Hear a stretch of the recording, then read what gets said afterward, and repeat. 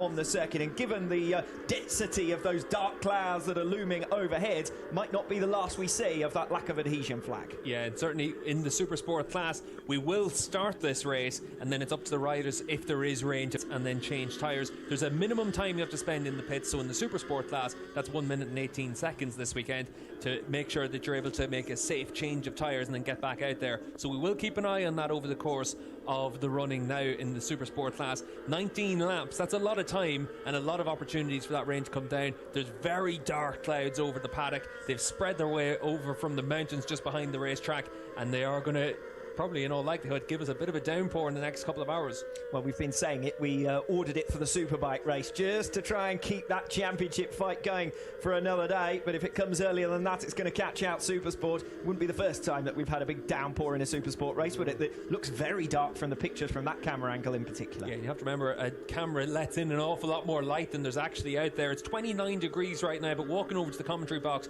just before the start of this session feels a lot cooler out there, and certainly if we do have rain, we've had thunderstorms in the area in recent days, and even on Tuesday we had a massive downpour here as well, so it can get very wet very quickly in this kind of area, and for these Supersport riders, they're going to be really taking it careful now on their sighting lap. Yes, already riders beginning to ease up and show caution.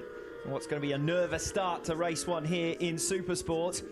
It's too early for any gambles though, or any bold decisions at this point. I think everyone's got to stick with what they're riding. Yeah, they're all out there on the X tyre on the rear, the super soft compound rear tyre. Hannah Sumer, the only rider out there on the slightly harder front tyre. He's out there on an SC2 front tyre on the number 38 Yamaha. Everyone else out there on the same combinations, front and rear. Reminder, if you're just joining us, the 2021 FIM Supersport World Championship already settled in favour of Dominic Egerter, the number 77, who lines up here from pole position. 68 points, an unassailable lead ahead of Stephen Odendaal. Odendaal hasn't yet settled down the silver medal, and Manuel Gonzalez directly behind him could move forward, but could still move backwards. He's got Jules Cluzel and Philip Ertl, both for company, tied on 241 points apiece. The final weekend of the 2021 campaign. We've also got the Teams Award in focus this afternoon. Lights out on race one, the first ever World Championship race here at the Madalika International Circuit, and it's a decent start from Federico Caricasulo, who sweeps straight across. Manuel Gonzalez going backwards, De Rossa moving through into third position. It's Egerter, the pole sitter, with the whole shot, side by side in a battle for fourth position. Chan On-Chu making one of his customary darts towards the front of the field. On-Chu getting around the outside, but Manuel Gonzalez holding firm, and Gonzalez now on the attack, goes the long way round on Rafael De Rossa. That's a great effort from Gonzalez. Gives himself the inside line. De Rossa manages to hold firm for P3. Egerter leads it. It's Caricasulo in his tyre tracks. It's Rafael De Rossa in third. Manuel Gonzalez P4. Then Chan On-Chu. Stephen Odendaal making good progress. Didn't get off to the best of starts to his weekend with an uninspiring Super Pole performance, but he's doing well enough so far here. Randy Krumenacker 7th. Unai Radre bolting up at the front of the field. Caricasulo dive bombs Dominic Egerter in towards turn 10. It's one of the potential overtaking hotspots of this circuit. Caricasulo boldly making it his own. Yeah, a couple of riders made bad starts. Philip Ertl, one of them from the third row of the grid. He lost about half a dozen spots on the run down in towards turn one. He's picked off another couple of riders. He's up into 11th spot. Jules Cluzel's only moved up one position from 13th to 12th. He's actually just picked off Nicky Tooley as well at the back of that shot, so Cluzel up into 11th.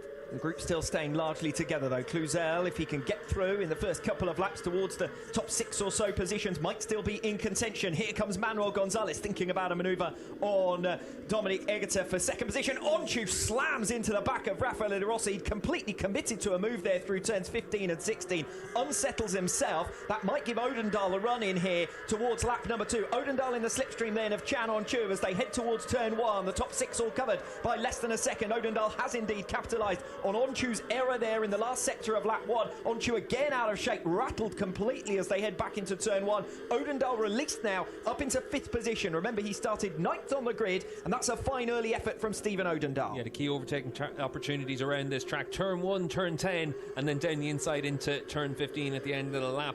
Turn 10, it's all about being able to stay close to the rider in front of you through these next couple of corners, try and set the move up into one of the heavier braking zones of the track. Two biggest losers on the opening lap. Nicky Tooley, who's dropped all the way down to 12th position, 6 places lost, and Randy Krumenacker, who did such a great job on Friday here at the Indonesian round, and he looked to have learnt this circuit circuit like the back of his hand, but is struggling here today so far. Struggling on lap 2 is Dominic Egerter, picked off there by Manuel Gonzalez. Chan On-Chu also now back through on Stephen Odendahl. That's for 5th position. And Peter Sebastian also making good progress. And remember, that's important in the context of the team's award, because Evan Brothers have the most ground to make up of the 3 contenders. Yeah, we've seen this a few times this season from the likes of Dominic Egerter on the number 77 Tenkate Yamaha. Builds himself into the race. In conditions like this especially, it's important not to take too many risks this early in the race with those spots of rain out there. As I was talking about the team's award, you've got Tenkate 3rd, but you've got Chan On-Chu in 5th position. Philip Ertl, though, his teammate, all the way down in 11th. So at the moment,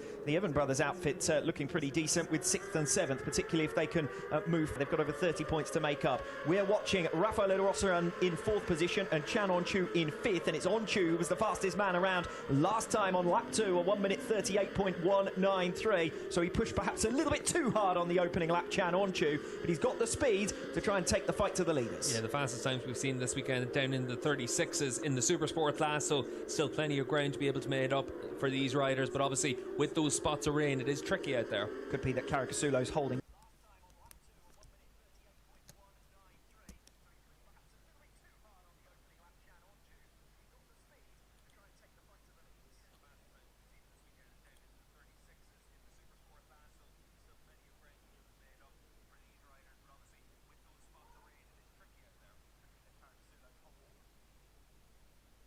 Back the pack as well. Generally, Caricasulo has fared better in Superpole sessions than he has in terms of race results, but he's out in front here. Hasn't been a race winner since Portimao 2019. Federico Caricasulo, the former world number 2, of course, is under a lot of pressure here from Manuel Gonzalez. Gonzalez ducks to the inside as they head in towards turn 10. He's later on the brakes as well if he gets it stopped here. Manuel Gonzalez will be your new race leader. Caricasulo 2nd. On-Chu comes firing into the shot and then fires out of it on the outside line, completely out of position, and De Rosa recovers P4. Gonzalez then heads the field. Caricasulo 2nd. Egerter biding his time. De Rosa and On-Chu scrapping it out for 4th. Then it's the 2 Evan Brothers riders, 6th and 7th. Yeah, and for the 2 Evan Brothers bikes, Odendahl and Peter Sebastian, they've got to just try and make sure they're able to stay in this leading group. They've done a good job in this lap to peg back a couple of tenths of a second on the Kawasaki's in front of them. Further back down the order, Jules Cluzel still stranded in 10th position. Did manage to get through on Randy Krumenacker, but